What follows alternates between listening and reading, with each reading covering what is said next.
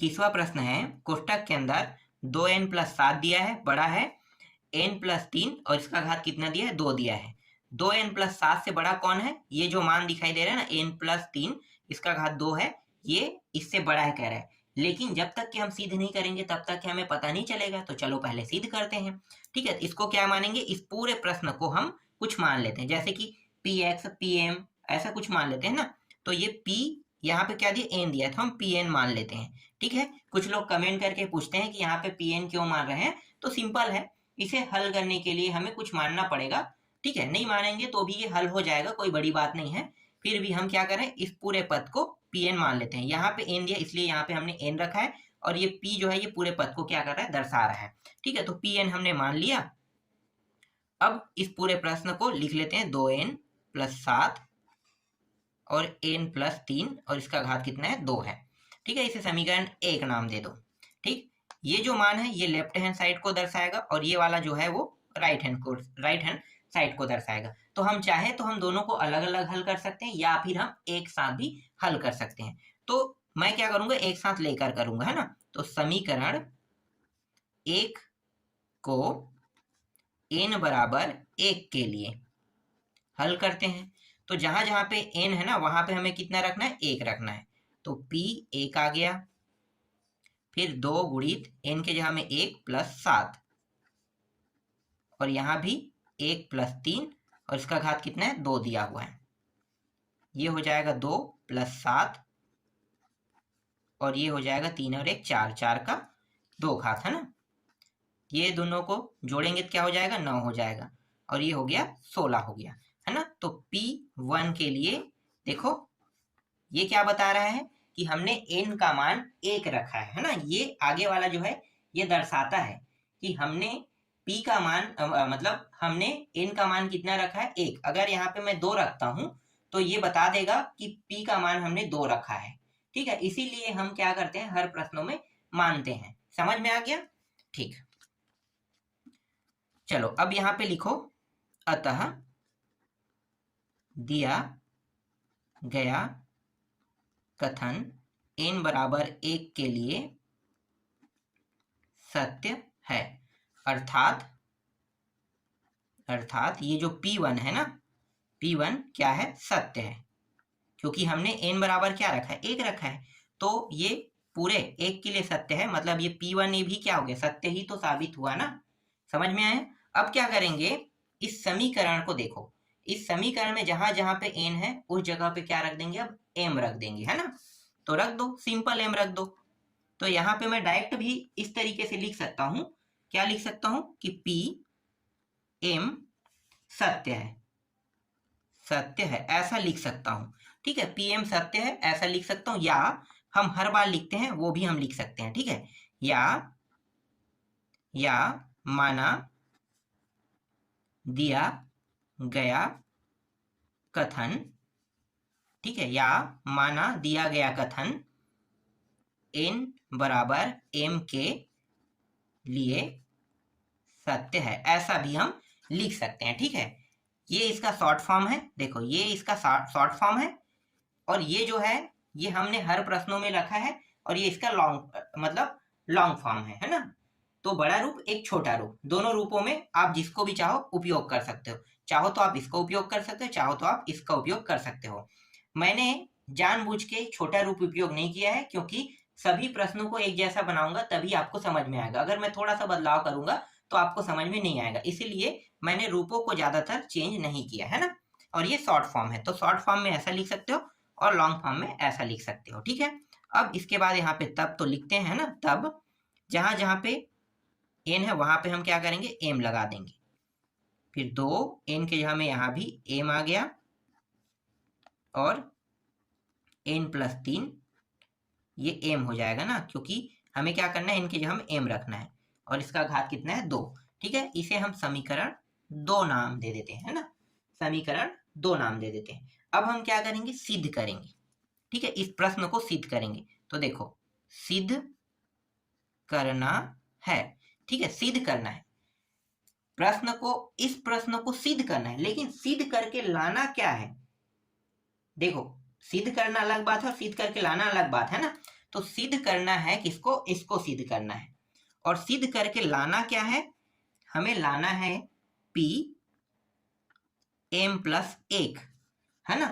ये सत्य है, ये हमें क्या करना है, साबित करना है कि हमें सिद्ध करना है इस समीकरण 2 को, और समीकरण 2 को सिद्ध करके P m प्लस 1 के लिए सत्य है, ये हमें लाना है ना। तो इसके लिए हमें क्या करना है, सिद्ध करना है। समझ में आ गया।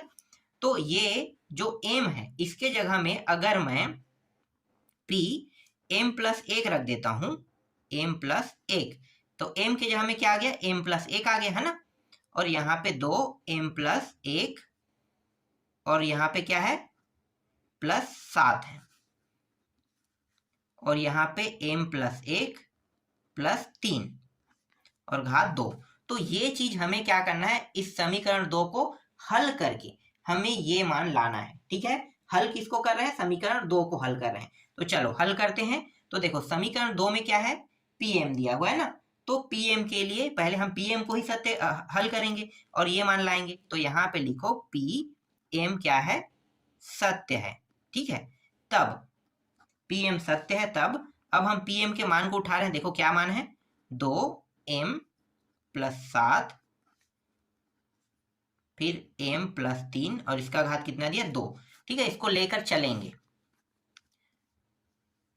अब देखो यहाँ पे क्या है, m प्लस 1 है ना। तो मुझे यहाँ पे क्या चाहिए, यहाँ पे m प्लस 1 चाहिए। तो मैं क्या करूंगा, ये जो है ना, इसका मतलब क्या है, ये पहला और दूसरा, मतलब ये लेफ्ट हैंड साइड है और ये राइट हैंड साइड है। तो मैं क्या करूंगा, दोनों में, दोनों ये लेफ्ट, क्योंकि देखो ना ये जो है ना, ये दो हिस्सों में बांटा है इसे, तो ये हिस्सा लेफ्ट हैंड साइड और ये हिस्सा राइट हैंड साइड को दर्शा रहा है। तो दोनों पक्षों में 2 जोड़ने पर, ठीक है, 2 जोड़ देते हैं। तो देखो आएगा कि नहीं, चेक करते हैं। तो देखो 2 आ गया, m प्लस मैंने क्या किया, बस 2 को जोड़ दिया। ठीक है, पीछे मैंने लगा दिया 2, और यहाँ पे है m प्लस 3, और यहाँ भी क्या करेंगे, 2 लगा देंगे, और इसका घात कितना है, 2। ठीक है, जब हम यहाँ पे जोड़ेंगे एक साइड में, तो दूसरे साइड में हमें जोड़ना ही है वो मान, है ना। तो 2 को यहाँ भी जोड़े और यहाँ भी हमने जोड़ दिया। ठीक, अब इसे थोड़ा जमा के लिखते हैं। देखो 2m, इस 2 को मैं यहाँ पे ले लेता हूँ और ये 7 यहाँ पे आ जाएगा, और यहाँ पे है m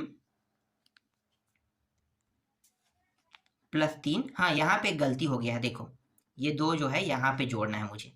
ठीक है, अंदर में नहीं जोड़ना है, क्योंकि ये जो मान है देखो कहीं पे घात नहीं है, इसलिए यहाँ पे आसानी से मैं रख सकता हूँ। पर यहाँ पे तो घात दिया है ना, तो भाई बाहर में रखेंगे, अगर अंदर में रखूंगा तो ये हल हो जाएगा, मतलब इसका अलग अर्थ हो जाएगा। 2 का कितना हो जाएगा, वर्ग होने पर 4 हो जाएगा। तो ऐसा नहीं बनाना है ना, यहाँ पे ही रखना है उसे। चलो आगे हल करो। देखो यहाँ से उभयनिष्ठ क्या निकल रहा है, 2, तो उभयनिष्ठ निकालो, m प्लस 1 प्लस 7। देखो लेफ्ट हैंड साइड में हमें जो मान चाहिए वो आया कि नहीं, देखो 2m प्लस 1 प्लस 7 आ गया, 2m प्लस 1 7 आ गया। ठीक है, अब राइट हैंड साइड वाला जो मान है इसको बस और लाना है इस जैसा।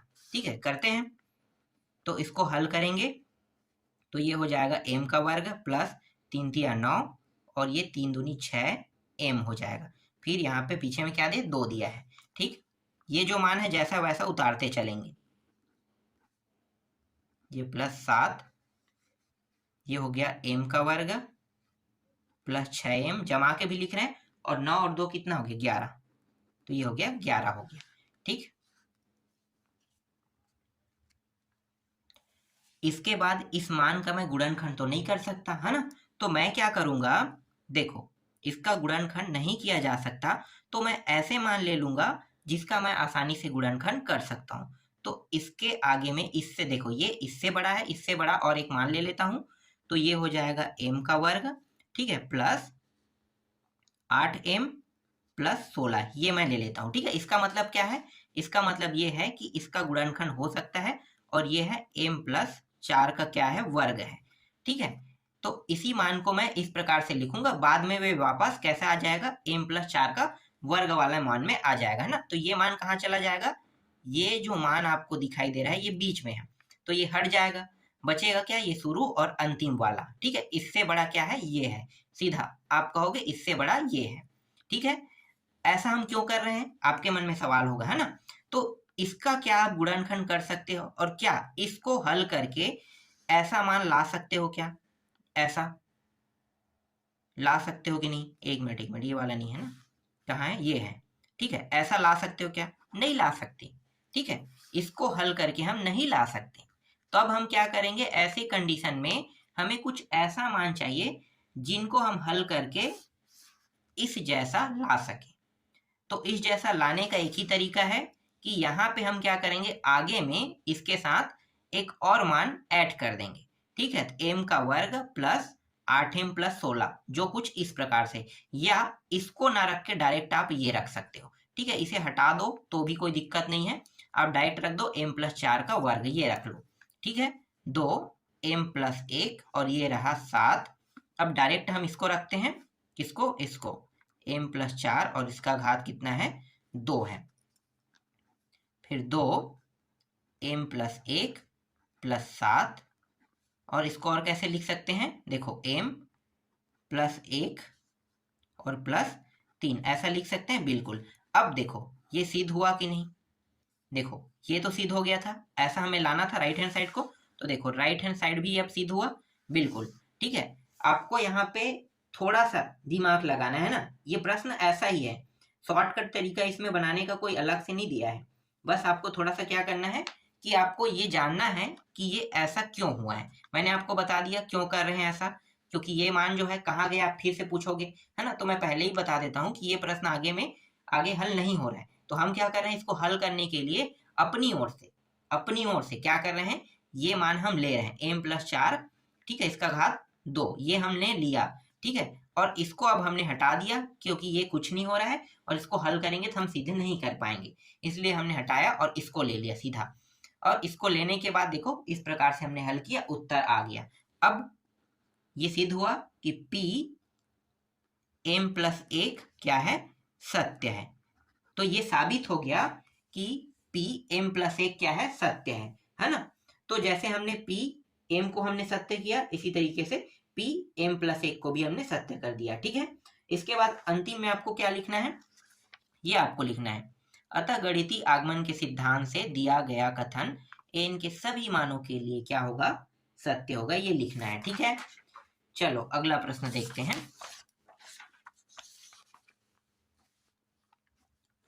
22वां प्रश्न, 22वां है 3n बड़ा बराबर 2n दिया हुआ है, ठीक है। पहले क्या करेंगे, मानेंगे, मैंने बता दिया है क्यों मानते हैं, 3n बड़ा बराबर 2n, इसे हम समीकरण 1 नाम दे देते हैं।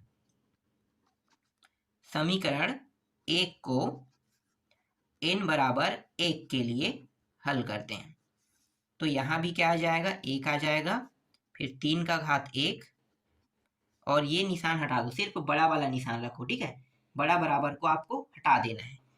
तो 3 का घात 1 और 2 का घात 1, हम सिर्फ 3 को बड़ा बता रहे हैं, बराबर नहीं बता रहे हैं ना, 3 को बड़ा बता रहे हैं, तो 3 बड़ा है 2। तो देखो यहाँ पे स्पष्ट हो गया, क्या स्पष्ट हुआ कि 3 बड़ा है, किससे बड़ा है, 2 से बड़ा है, ये स्पष्ट हुआ। तो यहाँ पे आपको क्या करना है, लिख देना है ना, अतः दिया गया कथन n बराबर 1 के लिए सत्य है, अर्थात ये क्या है, p1 क्या होगा, सत्य होगा, है ना। तो ये भी क्या है, सत्य है। अब क्या करेंगे, ये जो समीकरण 1 है जहां पे n दिया है, इसे यहाँ पर हम क्या मानेंगे, m मानेंगे ना। तो यहाँ पे लिखो माना दिया गया कथन n बराबर m के लिए क्या है, सत्य है, ठीक। या शॉर्टकट में क्या लिखते हैं, p m, है ना। यहाँ पे शॉर्टकट में भी आपको लिखना है, माना p m क्या है, सत्य है। तब अगर आप ये नहीं लिखना चाहते तो आपको डायरेक्ट ये लिख देना है, ठीक है।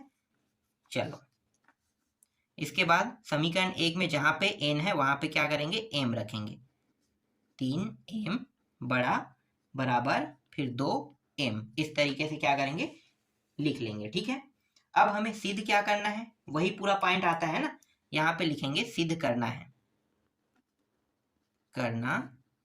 है कि P m प्लस 1 है ना, सिद्ध क्या करना है, P m प्लस 1 क्या है, सत्य है, ये हमें सिद्ध करना है।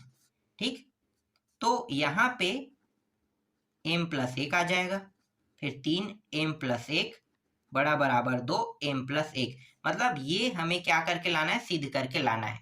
और सिद्ध किसको करना है, ये जो समीकरण 2 है ना, इसको हमें सिद्ध करना है।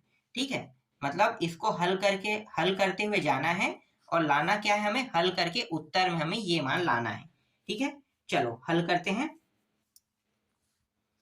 तो ये मान ले लेते हैं। ठीक है, तो मैं हल कर रहा हूँ p प्लस 1 के लिए हल कर रहा हूँ, तो यहाँ पे मैं ले लेता हूँ pm को ले लेता हूँ ना, तो pm क्या है, सत्य है, सत्य है।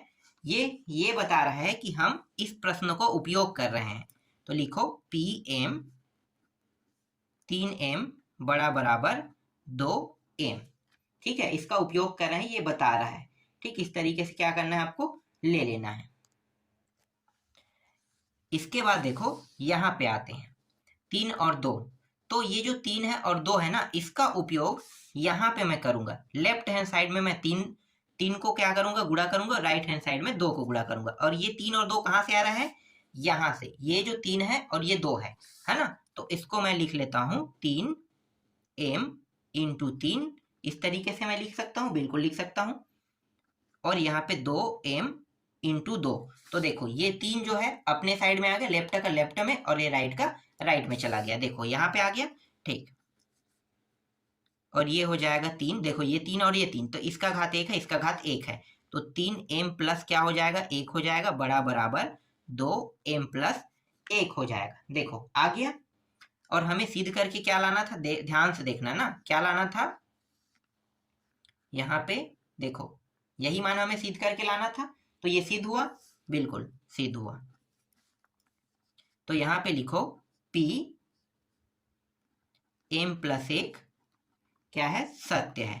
इसका मतलब समझते हो, ये शॉर्ट फॉर्म है, मैंने अभी शॉर्ट फॉर्म में लिखा है, और शॉर्ट फॉर्म का लॉन्ग फॉर्म क्या होता है, आपको पता है ना। देखो मैं आपको बता देता हूं, दिया गया कथन n बराबर m प्लस 1 के लिए सत्य है, यही होता है, बिल्कुल लॉन्ग फॉर्म ये होता है ना। हर प्रश्न में मैंने ये चीज बताया है, थोड़ा सा शॉर्ट यहाँ पे बना दिया है, बस यही है। ठीक है, इसके बाद आपको क्या करना है, ये अंतिम में ये आपको लिख देना है। मैं दिखाता हूँ, 1 मिनट, कहाँ गया वो पेपर, हाँ ये रहा। देखो, अतः गणितीय आगमन के सिद्धांत से दिया गया कथन n के सभी मानों के लिए सत्य है, ये आपको क्या करना है, अंतिम में लिख देना है। ठीक है, इस तरीके से प्रश्न 21 और 22 कंप्लीट हो गया। इसके बाद अगले अध्याय को देखेंगे।